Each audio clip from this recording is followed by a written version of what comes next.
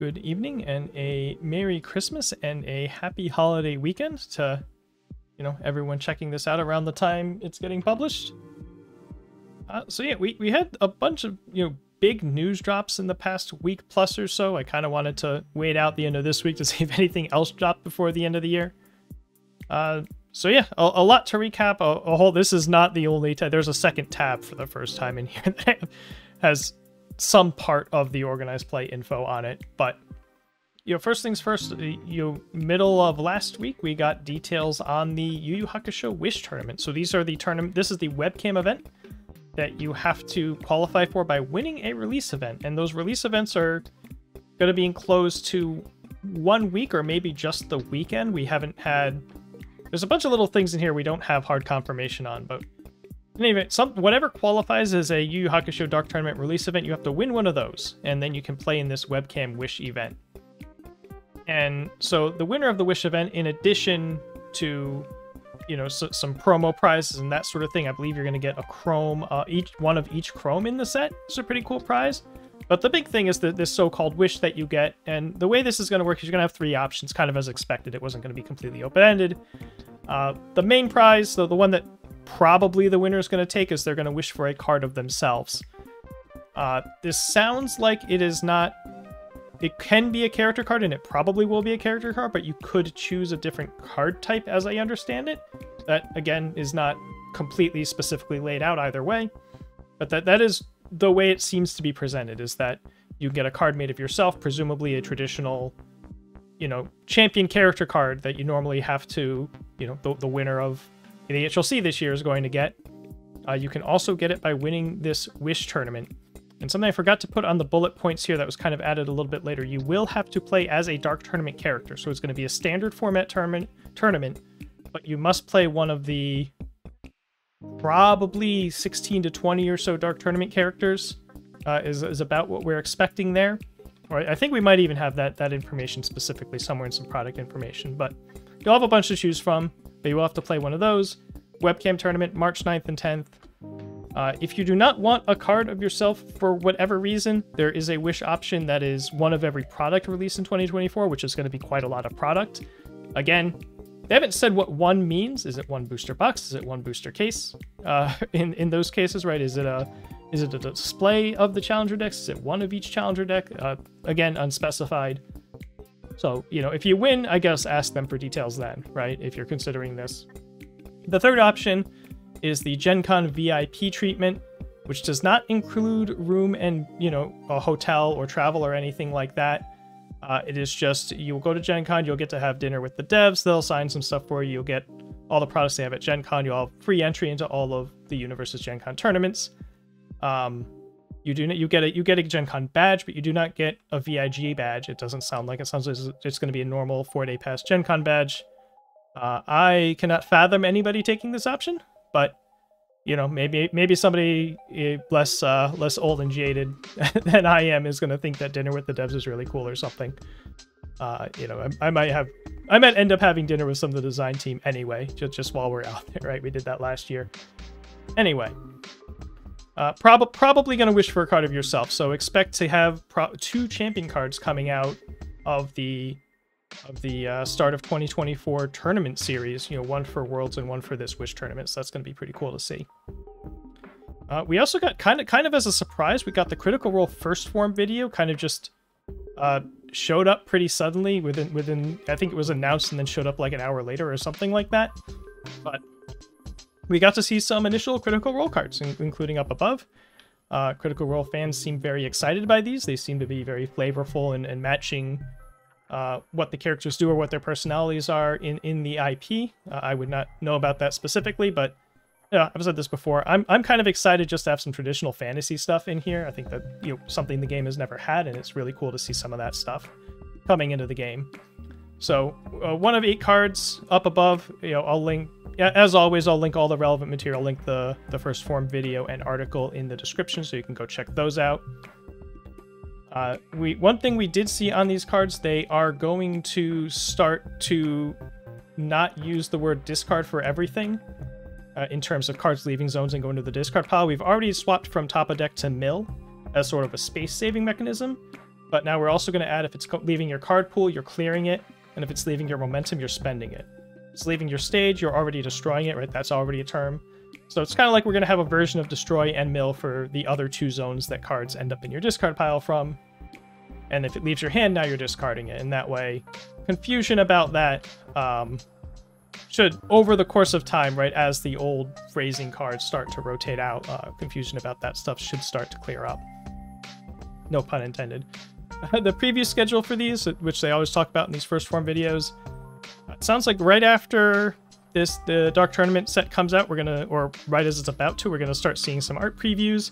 Then we're gonna get what they're calling an enhanced, which I guess is a follow-up to the first form video where they talk into more detail about the set itself. We'll get formal reveals in March and the end of February leading up to a March 21st release. The last small thing to bring up before the Mondo Other tab, they did a floor rules update. They're enforcing a 5-minute stream delay now because somebody was watching the official stream of their game while they were playing and not... kind of funny story. My understanding is they weren't particularly hiding it. They were like, as the... as the casters were asking about, like, hey, what card is that? They would hold up the card to the camera and stuff like that, is what I heard was happening there. So, pretty funny, story of a person actually not trying to cheat, but still doing something that pretty flagrantly we're not very comfortable with. So, there's going to be a stream delay on the official stream, and I assume anything similar to it. Not somebody streaming their own matches, presumably, because that, you're not going to watch your own stream of your own match, doesn't get you anywhere, right? But I imagine anyone that's like co-commentating a different match or something like that, that some people have done, sometimes will also have to put a delay on. The more controversial thing they're trying to do with these floor rules is they want to do something about the situation where in these webcam events they have these participation prizes, and it's going to get way more important coming up. People will sign up just to get the participation, and they'll just scoop their first 3 rounds, right? Because they say you have to play in the event for 3 rounds to get participation. And for the people that, showed up and set time out of their day, right, and blocked the time off to play this game, having 2 of their first 3 rounds be someone pops and says, you got it, and then leaves, is not the greatest experience, and people are kind of complaining about that. So now what they want to do is they say if you like lose or concede or draw within the first 10 minutes, you have to go tell a judge that you decided to instant concede or something, which you can theoretically lose a match in 10 minutes, which is one of the problems here, but and then anyway, if you tell a judge, if you instant concede twice in this way, then you'll be considered dropped for the tournament. You'll just be counted as a no-show and you won't get participation. Or if you do this and you don't report it to the judge, you're supposed to get a warning. This is a whole lot for the judges to track. Nobody really expects this to work out very well. I'm guessing that UVS Games is going to find this out very quickly in the January Winter Webcam event. But, we'll see how it goes. This is probably going to be like that first tiebreaker rule they tried where everybody instantly realized that this wasn't going to work out, and we're about to prove it, and then they'll probably have to make some changes. I think, ideally, the sort of the obvious solution is to not have webcam participation prizes, but that's kind of gone out the window with the 2024 OP plan. So we'll see how they handle it. But segueing into said 2024 OP plan. So it's a little small font, depending on how you're watching this. I don't know how readable this is. I don't know if people read these anyway, but this is not all of the information about 2024 OP. This is sort of the nuts and bolts of how you qualify for different things, which is kind of the most important stuff that people are going to be worried about. But big picture, they're going to have 4 seasons and then sort of a Nats and Worlds break season, non-season in January, February, before picking up into presumably repeating the same thing next year, or a very similar system to it if they like the way this one goes, right? So each season's going to start with local qualifiers, which are basically PSCs, basically Provisional Store Championships. It's going to be that level event. So those are going to run for 6 weeks or something like that at various stores. Each store will be able to have 2. And then there's going to be a webcam regional, and then a major in-person regional. And then at the tail end of the season, there's going to be something called a local championships. And the distinction between those I'll get to a little later. But sort of for people that didn't go to the major regional, right, the capstone of their season is going to be the local championship. And for people that did go to the major regional, they still have that also to go to, is kind of the idea. So even if you're not a traveling player, at the end of every season will have something big for you to be preparing for, which is kind of cool. You now have to qualify for these in-person major regionals, but basically it's not going to be a thing for most people.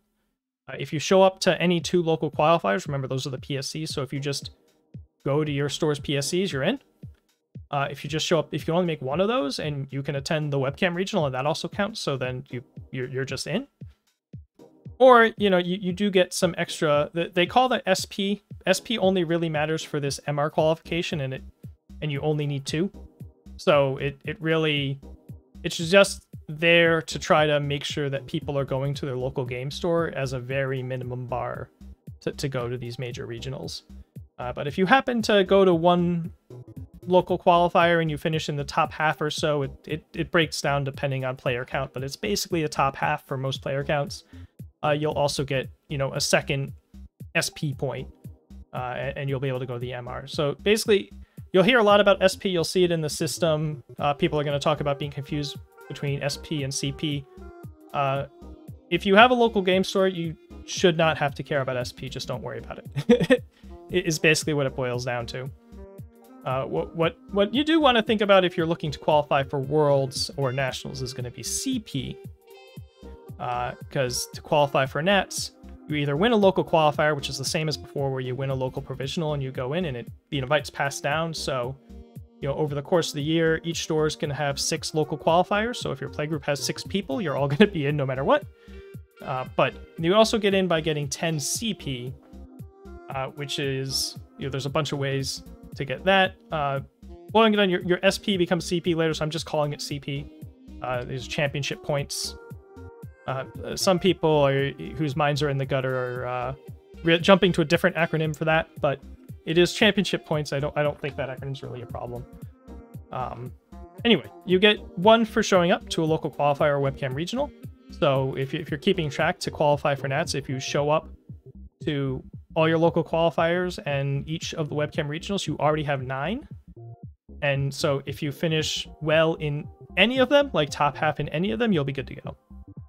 Basically, right? Because you get 1 or more points for finishing the top half of a local qualifier. You get points for placement at the webcam regionals. You get points for placement at major regionals, you know, more points in that case, and that all scales by player. There's a whole table for it. You also, this is where the local championships come into play. If you finish basically top 4 at a local championship, you're going to get probably at least 3 CP for that. So the local championships, you know, they sort of feed into Nats because you need that 10 CP, but mostly they feed into possibly Worlds qualifications and the player rankings and being in the, you know, at the top of the CP rankings. They're going to be part of that system as much as anything. But if you do well at a local championships, that might mean you don't have to go to some webcam regional at some point or something like that to get into Nats. And of course, placement at Nats itself is going to give CP. So, and the gap between Nats and Worlds is going to be smaller. They've not indicated whether or not they're still going to pay for travel or how this really pretty tight time frame, I think it's 3 weeks or something, is going to work. Technically, it's less than that. We'll see. This stuff's all obviously subject to change. It's covering a 13-month time, 15-month time span, something like that. But yeah, speaking of Worlds, there's going to be 64 slots this time. You know, really cool. That's part of why we're asking if they're still going to pay for travel, because that's a lot of slots, and there's a lot of Oceanic slots for them to be paying for here. So the 2023 World Champions just going to be in this time, which, you know, stands to reason. Every major regional winner will be automatically qualified for Worlds. So that, you know, that's very nice. Continue on the path of making these major regionals really, really matter, because there's only going to be a few of them. Just to backtrack, so there's going to be 4 seasons, right? The 4th season is not going to have major regionals. It's just going to go right into nationals. So for the first 3 seasons, each region, that being US, Europe, and Oceania, is going to have a single major regional. They really want to make sure they're not diluting the player pool, really get good attendance at these things. And we'll see if they add more next year, depending on how this year goes. But So for season 1, it's going to be, I'm doing this off memory, it's going to be Las Vegas, Sheffield, or wherever they normally do the UK ones, and then, all right, I'm definitely don't exactly remember where the Oceanic ones are. I believe 2 of the Oceanic ones are in New Zealand, and one of the major regionals is in Australia, as is their nationals, I believe. I'm actually going to look. I'm going to go look at something mid-video, so I'm not misrepresenting in case I have any Aussie players looking at these. Okay, yeah, so seasons 1 and 3 are in Auckland. Season 2 is in Melbourne, and then season 4, the Nationals and / season 4 is going to be in Brisbane, which is in northeastern Australia. And then for Europe, it's going to go back and forth between Sheffield and Valencia, Spain, which is pretty exciting. And then they're going to have their nationals in Leeds. Seems to be the plan. And then the US, it's going to go Las Vegas for season 1, St. Louis for season 2, and Charlotte for season 3, with nationals once again in Dallas. Kind of just working their way west to east on that one. Everything kind of middle of the north-south spectrum until that nationals. So only 3, you know, if you're a North American player, it's just those 3 events, plus they have left the door open to doing specialty events, right? They're going to do things like that Wish tournament for Yu Yu Hakusho. They're not necessarily going to have a bunch of Wish tournaments, right? But they can have specialty events throughout the year. I'm sure they're going to do something at Gen Con. I imagine they probably want to have an Attack on Titan premiere event there. Would make the most sense, and they might do something else throughout the year somewhere else. So, baseline, only have 3 trips to plan for in the year of 2024, because Nationals is going to be in 2025 for people that are counting their PTO like I am. So shouldn't be too bad to just make all the major regionals if you really want to get in on this point system, which, picking back up on that, so you win a major regional, so that's going to be, there's 9 total of those, so that's 9 slots. The top 8 of each nationals is going to get in, so that's 24 slots. And then the top 5 CP earners in each region that are not otherwise invited will get in. And then after all that's settled, the remaining top 15 players in CP from wherever they are will get invites. And anybody who can't go or anything like that, that someone backs out, they're just going to pull the next person from the CP list, pretty much. So there's not going to be a last chance qualifier next time, is pretty much what this boils down to. And that's going to be a lot to sort out in the time span that they've given themselves, so we'll see how that goes in 13 months from now. But that's all a long way away. But supposedly the new UGN app is going to track all of these points. The old UGN app did a terrible job of tracking the points in 2022. So hopefully they are keeping a spreadsheet as a backup or something, because they're going to need it. Well, they're not going to need it, but they certainly needed it last time they tried to do this. So they would be wise to have something like that going on. But let's see. So that's sort of the structure in a nutshell. The formats of these events. So the major regionals will all be standard with a draft component in it. So there's going to be like 3 rounds of draft, either in the middle of Swiss or at the end of Swiss or the start of Swiss or something like that. And then the rest of the rounds in the top cuts are going to be standard. The webcam regionals, it sounds like, could be either standard or spotlight, depending on whether or not, I'm guessing the later ones will be Attack on Titan spotlight, seems likely. Local qualifiers, I'm not sure if there's I assume they're just going to have to be standard, or maybe they're going to have to match the webcam regional format. I don't know if those are specified. They're just going to tell us what those formats have to be each season, probably same with the local championships. And then they're going to have, I believe they want to have a premium side event at each major regional, or just at least lots of side events, right? They're going to try to cover retro and triple threat and, all the formats they want to touch upon as side events at those majors. And I think that's not going to be everything. Definitely, if you haven't looked over the article, follow the link in the description, check it out. I tried to, this on the screen is mostly about cutting through all the confusing point stuff to try to simplify it. Long story short, there's a bunch of different ways to get points that qualify you for Worlds, and if you're playing the game and you have a local game store, you'll probably qualify for regionals and nationals without particularly trying, is basically what it boils down to. But yeah, that is all for today, and we are not really expecting any news next week. I mean, there could always be something, but I'm guessing it's, like many companies, most of UVS Games is probably going to be on vacation. That's kind of how next week is going to be at a lot of places, but we are expecting some Challenger deck art reveals to spin up next week, so look forward to those. Certainly Trigun Stampede, Cowboy Bebop, and see any original art they're doing, or just really cool handling of existing assets. And we'll get to treat it to some of that next week. So look forward to that. And, once again, have a Merry Christmas, Happy Holidays, and a Happy New Year if nothing comes up before then. All right, take care.